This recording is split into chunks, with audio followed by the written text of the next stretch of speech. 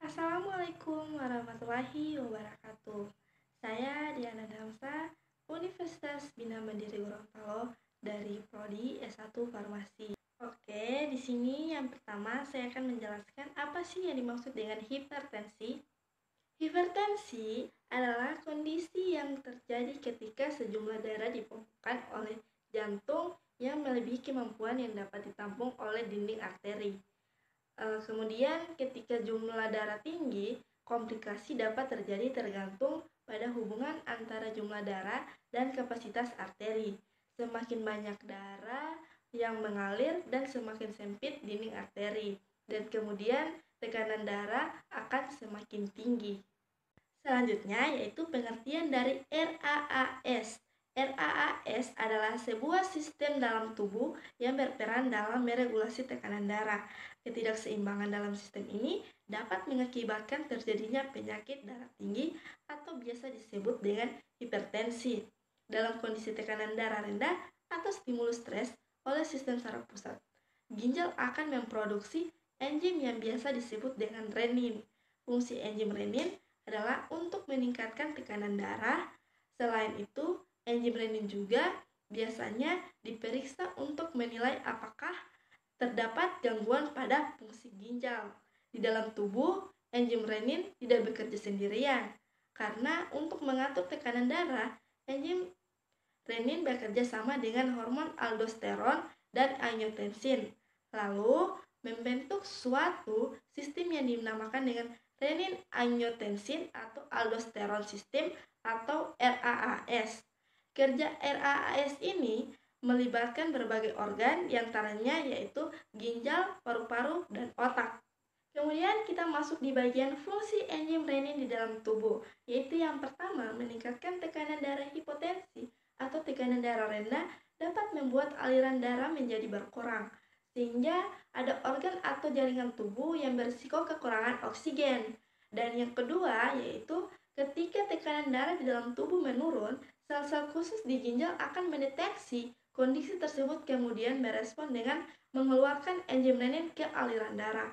Yang ketiga, enzim renin yang dilepaskan ginjal tersebut akan mengubah hormon angiotensin menjadi angiotensin 1 dan angiotensin 2 yang bertugas untuk meningkatkan aliran darah. Tujuannya adalah untuk memperbaiki sirkulasi darah agar oksigen dan nutrisi dapat tersalurkan ke seluruh tubuh. Yang keempat, mengatur fungsi ginjal dalam mengendalikan tekanan darah saat renin merangsang pembentukan angiotensin 2, kelenjar adrenal di dekat ginjal akan ikut terstimulasi untuk menghasilkan hormon aldosteron. Dan kelima, aldosteron ini nantinya akan membuat ginjal lebih banyak menyaring air, elektrolit seperti garam dalam darah. Hal ini kemudian membuat jumlah cairan dan elektrolit di dalam tubuh bertambah, sehingga tekanan darah pun meningkat. Yang keenam, yaitu ketika produksi enzim renin bermasalah atau terdapat gangguan pada RAAS, maka tekanan darah di dalam tubuh akan menjadi tinggi secara terus-menerus dan menyebabkan penyakit hipertensi. Oleh karena itu, pemeriksaan enzim renin biasanya dilakukan oleh dokter atau untuk mendeteksi penyebab hipertensi. Dan yang terakhir yaitu untuk mengobati hipertensi yang disebabkan oleh gangguan pada fungsi enzim renin dan RAS, dokter dapat memberikan obat-obatan antihipertensi golongan AC inhibitor ARB dan penghambat renin seperti aliskirin. Selanjutnya kita masuk di golongan obat hipertensi. Golongan obat antihipertensi adalah yang pertama, penghambat angiotensin converting enzyme inhibitor atau AC inhibitor. Mekanisme AC inhibitor adalah menghambat perubahan angiotensin 1 menjadi angiotensin 2 sehingga terjadi vasolidasi dan penurunan sekresi aldosteron. AC inhibitor sering untuk krisis hipertensi, hipertensi dengan gagal jantung kongesti. Interaksinya yaitu kombinasi dengan diuretik. Sebaiknya dihindari karena dapat mengakibatkan hipotensi mendadak. Yang kedua yaitu antagonis reseptor angiotensin 2 atau ARB Mekanismenya ARB adalah berkaitan dengan reseptor angiotensin 2 pada otot polos pembuluh darah, kelenjar adrenal, dan jaringan lain sehingga efek angiotensin 2 atau vasokontraksi dan produksi aldosteron yang tidak terjadi akan mengakibatkan penurunan tekanan darah. ARB sangat efektif untuk hipertensi dengan kadar renin tinggi. Kontraindikasinya yaitu wanita hamil dan menyusui.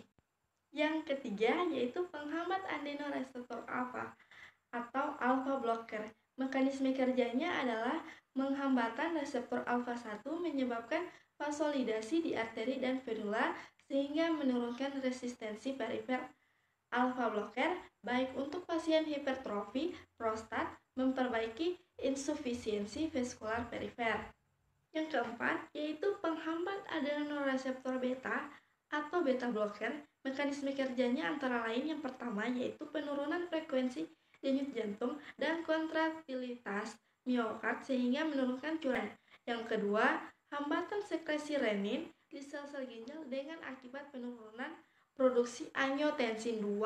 Yang ketiga, efek sentral yang mempengaruhi aktivitas saraf simpatis, perubahan pada sensitivitas baroreseptor, penurunan tekanan darah oleh beta blocker peroral berlangsung lambat, yaitu terlihat dalam 24 jam dalam seminggu.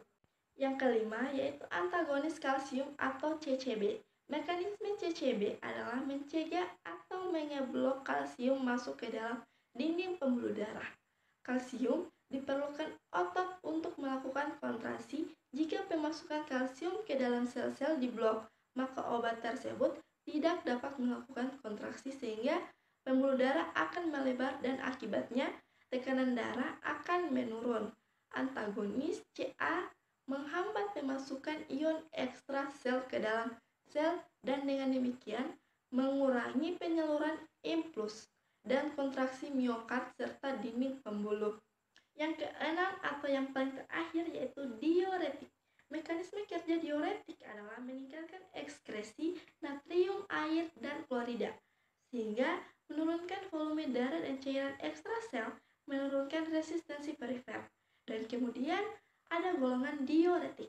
Yang pertama golongan tiazid. Mekanisme kerja golongan tiazid adalah menghambat transport bersama simpol NaCl di tubulus distal ginjal sehingga ekskresi Na+ dan Cl di tubulus merupakan obat utama hipertensi.